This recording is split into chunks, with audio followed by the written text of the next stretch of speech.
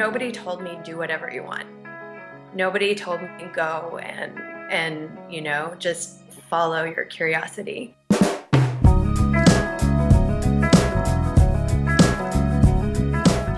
So I studied political studies and economics.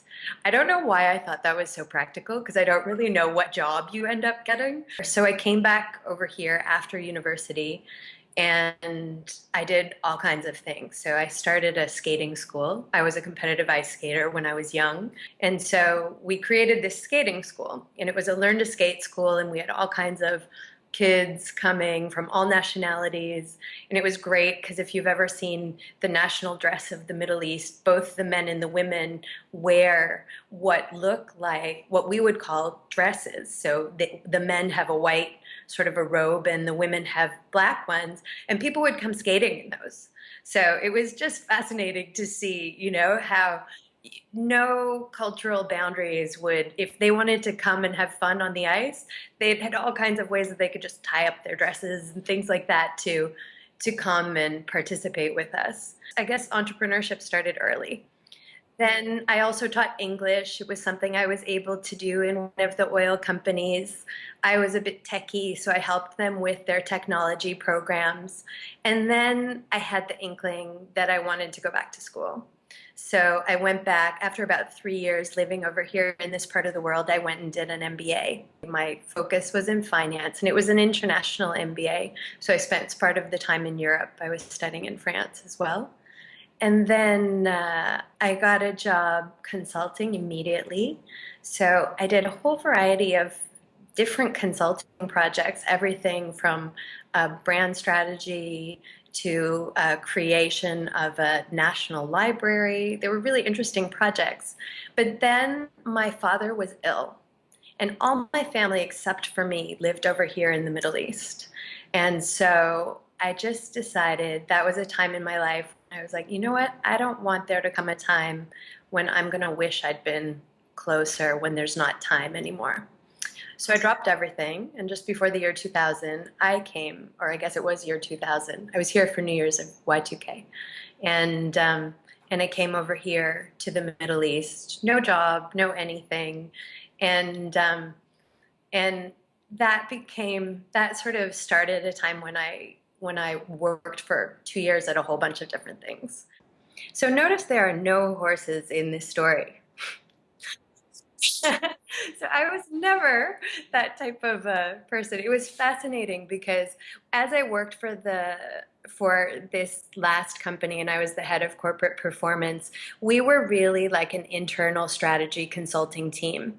So we also had two $8 billion real estate projects going on at that point, development projects for Dubai. And this was 2007, 2008, 2009. So just as real estate, if anybody knows about real estate in Dubai, there was a huge bubble and that bubble burst. And I called a friend, and a friend is actually a Martha Beck coach. So she's in the same circles as you and I. You may know Susan Baghdadi. And she said, Kelly, forget your crappy job. You have been complaining about your crappy job for months. Come to Africa with me. And I was like, are you kidding? I'm not spending thousands of dollars on the day I lost my job. And we left it at that. And that night I'd been invited to a restaurant opening. And I'm telling you these random details because these are the things that it took to get me on a plane to Africa. So at the restaurant opening, I happened to sit next to a documentary filmmaker who was making a film about Nelson Mandela and his grandchildren, South African woman. And she said, oh my goodness, if you got a chance to go to Londolozi, you should go.